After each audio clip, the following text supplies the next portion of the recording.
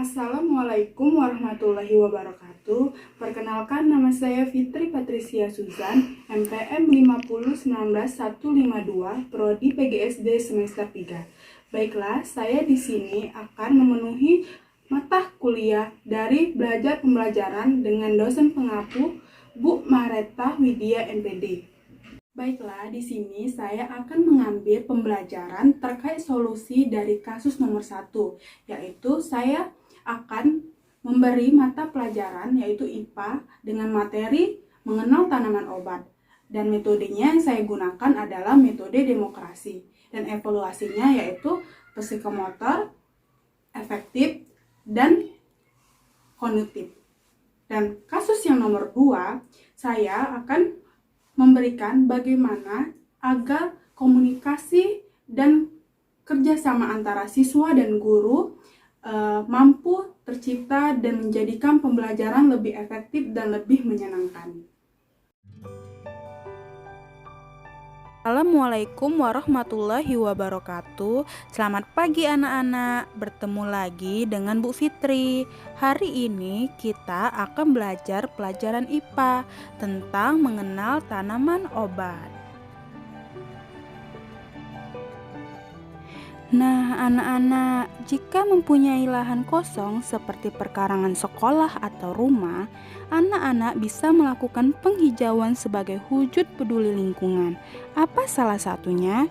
Yaitu menanam tanaman pada lahan yang sudah lama tidak terawat, karena bisa menyegarkan kembali lahan atau tanah itu. Caranya dengan menanam tumbuhan yang bermanfaat bagi kita, misalnya tanaman obat, kencur, kunyit, dan jahe.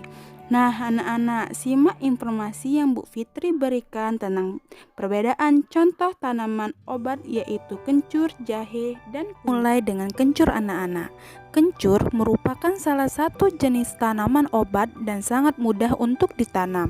Dengan permukaan tanah yang tidak terlalu kering dan tidak terlalu basah dan cukup terkena sinar matahari, tanaman kencur ini bisa hidup dengan mudah. Kencur banyak memiliki manfaat mengobati beberapa macam penyakit seperti influenza pada bayi, masuk angin, sakit kepala, dan keseleo. Selain itu ada kunyit anak-anak. Kunyit merupakan salah satu jenis tanaman rempah atau obat. Kunyit ini biasanya dimanfaatkan oleh masyarakat kita, bahan bumbu dalam masakan. Namun, ada juga yang memanfaatkan kunyit untuk kesehatan. Diyakini mampu mengobati beberapa jenis penyakit. Kunyit sangat baik ditanam saat awal musim hujan anak-anak. Penyinaran matahari yang cukup dan tanah yang gembur dapat menambah kesuburan. Dan contoh lain ada jahe anak-anak. Tanaman jahe telah lama dikenal dan tumbuh baik di negeri kita. Tanah yang digunakan untuk penanaman jahe tidak boleh tergenang. Jahe banyak memiliki manfaat, antara lain bumbu masak, pemberi aroma dan rasa pada makanan, dan juga dapat memberi efek rasa panas dalam perut. Oleh karenanya, jahe digunakan sebagai minuman penghangat tubuh. Selain itu, jahe juga banyak digunakan dalam industri obat, minyak wangi, dan jamu tradisional. Nah, sekian pembelajaran hari ini. Kurang lebihnya Bu Fitri minta maaf. Terima kasih. Wassalamualaikum warahmatullahi wabarakatuh.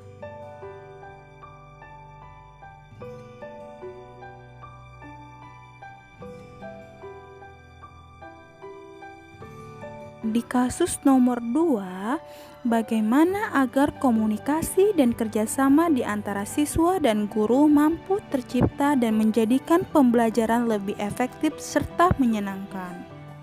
Yang pertama, memberikan arahan dengan hormat dan penuh empati. Guru harus menghindari perasaan cemas jika suasana kelas sedang tidak kondusif, terlebih meninggikan suara, karena siswa pun akan mengikutinya. Jika seorang guru dapat berkomunikasi secara tenang di kelas, murid akan meniru dan menjadikan lebih mudah mengatur emosinya. Yang kedua, komunikasi dengan siswa. anak cenderung untuk mengikuti atau meniru perlakuan orang tua. Ketika anak datang ke sekolah, mereka akan mencari orang dewasa untuk diikuti. Agar menjadi orang dewasa bisa diteladani, bentuklah hubungan yang hangat dengan siswa. Yang ketiga, libatkan dalam membuat aturan di kelas. Semua manusia menolak untuk dipaksa, siswa pun demikian. Siswa sangat tertarik pada hal-hal yang berkaitan dengan keadilan. Jadi, guru perlu berbincang dengan siswa untuk menetapkan peraturan yang dibutuhkan di kelas. Siswa biasanya akan menawarkan lebih banyak aturan daripada yang diperlukan. Yang keempat, upaya preventif untuk mengatasi masalah siswa.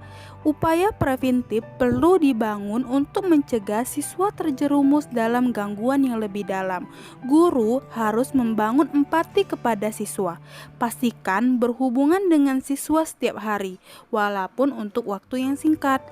Yang kelima, bangun empati. Empati dapat menciptakan keajaiban di kelas. Seorang guru yang memiliki rasa empati terhadap siswanya akan membuat siswa lebih fokus mendengarkan pelajaran. Guru perlu mendengarkan berbagai keluhan dan kekhawatiran tentang segala hal yang mengganggu siswa. Hal ini akan membentuk hubungan erat antara guru dan siswa. Yang keenam, pahami perilaku siswa. Seorang guru yang ingin mengubah perilaku siswa harus memahami lebih dahulu bahwa siswa tersebut melakukan sesuatu karena memiliki alasan di baliknya. Dan yang ketujuh, beri kesempatan siswa untuk memperbaiki kesalahan. Tidak semua siswa berperilaku baik di sekolah. Jika siswa berbuat salah dengan menyakiti temannya, ada baiknya seorang guru berbicara tentang cara memperbaiki kesalahan tersebut. Guru perlu berdiskusi dengan siswa sehingga mereka dapat belajar mengekspresikan pendapat tanpa menyakiti orang lain. Ini akan membantu mencegah dan mengatasi pertengkaran. Yang kedelapan, pentingnya dukungan untuk siswa. Buat siswa berbicara tentang apa yang membantu mereka tenang ketika sedang kesal. Ketika seorang siswa kesal, dengarkan, empati, dan bantu dia merasa terkoneksi dengan guru. Kemudian tanyakan padanya apakah itu akan membantunya merasa lebih baik. Yang kesembilan, penuhi kebutuhan siswa. Sebagian besar kelakuan buruk merupakan hasil dari kebutuhan anak yang tidak terpenuhi. Seorang siswa yang merasa sulit untuk mengucapkan selamat tinggal kepada orang tua dan suka berbuat masalah mungkin memerlukan perhatian khusus dari guru sehingga ia merasa dihargai ketika berada di sekolah. Dan yang terakhir, 10, beri kepercayaan pada siswa.